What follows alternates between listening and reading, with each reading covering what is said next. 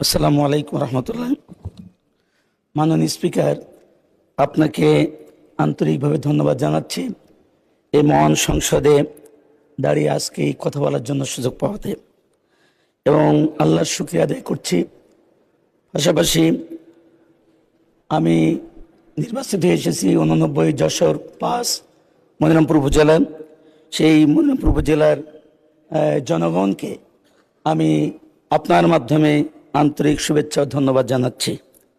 মাননীয় স্পিকার, আজকে যে সিদ্ধান্ত, এই জনগুরুত্বপূর্ণ বিষয়ে মুলতবি প্রস্তাব বিধি 62 অনুযায়ী মাননীয় সংসদ সদস্য নোয়াখালী 2 জনাব জয়নুল আবেদিন ফারুক তিনি উত্থাপন করেছেন, জুলাই জাতীয় সনদ 2025 ভবিষ্যতের পথরেখা একটি রাজনৈতিক সমঝোতার দলিল, যার সংবিধান সংশোধন সহ বিভিন্ন আইন কানুন প্রণয়ন, সংশোধন, সংযোজন, পরিমার্জন বিষয়ে প্রস্তাব সংক্রান্তে।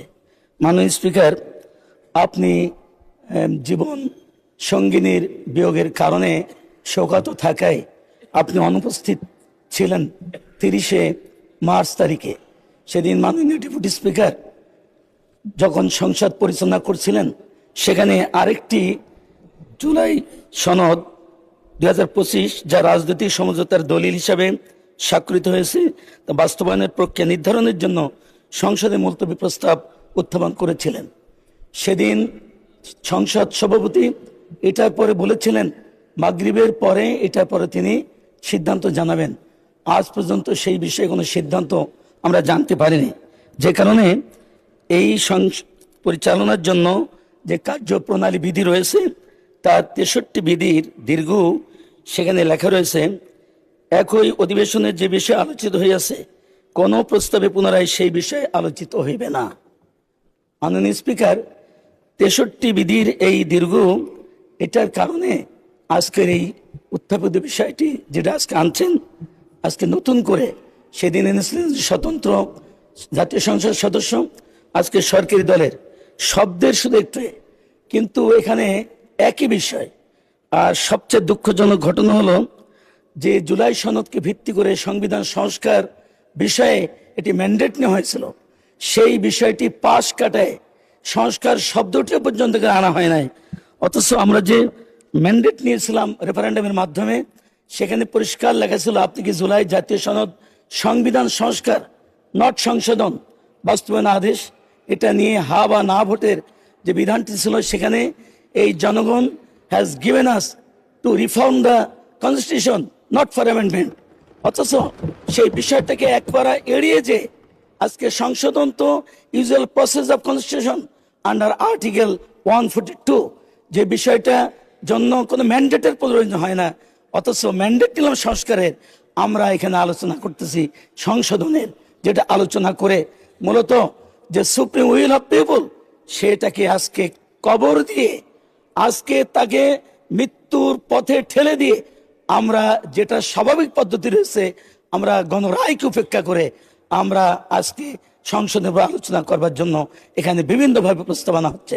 মাননীয় স্পিকার, আমাদের বিদ্যমান সংবিধানে যে কনসেপ্ট সার্বভৌমত্বের, সেটা হচ্ছে জনগণই সার্বভৌমত্বের ক্ষমতার উৎস।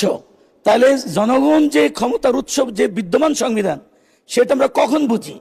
যখন দেশ বিপদে পড়ে, সংবিধান যখন একটা দেশ পরিচালনা করে ব্যর্থ হয়, অভ্যুত্থান, বিপ্লব, তখন গণরায় নয়। আমাদের বাংলাদেশের ইতিহাসে ইতিপূর্বে 3 বার গণরায় নেওয়া হয়েছে, কোনোটা ইগনোর করা হয়নি।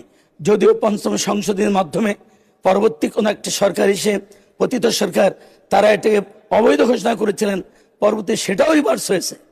কিন্তু আজ দুঃখজনক ঘটনা, পৃথিবীতে যেখানেই সাংবিধানিক রাষ্ট্র ব্যবস্থার চলতে পারে না, অচল হয়ে যায়, তখনই গণরায়ের প্রশ্ন আসে। কিন্তু আমরা গণরায় এই দেশে অতীতে আমরা কোনো সময় ইগনোর হতে দেখিনি, অমান্য করতে দেখিনি, কিন্তু আজকে অতীব সত্য যে আজকে সেই গণরায়কে পর্যন্ত আজকে উপেক্ষা করা হচ্ছে।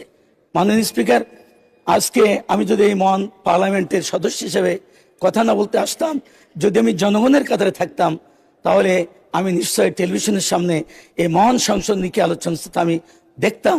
তখন তো আমাকে বলে ভাই, জাতি সংস্কারের জন্য পারমিশন দিল, ক্ষমতা দিল, সেই সংস্কারের কথা বাদ দিয়ে আজকে জুলাই সনদ সংশোধনের নামে আমরা এখানে কালক্ষেপণ করতেছি। এটা জাতি কিভাবে দেখবে? সেই ইতিহাসের কাঠগড়ায় আমরা আসামি হয়ে যাওয়ার আশঙ্কা দরজাটা খুলে দিলাম।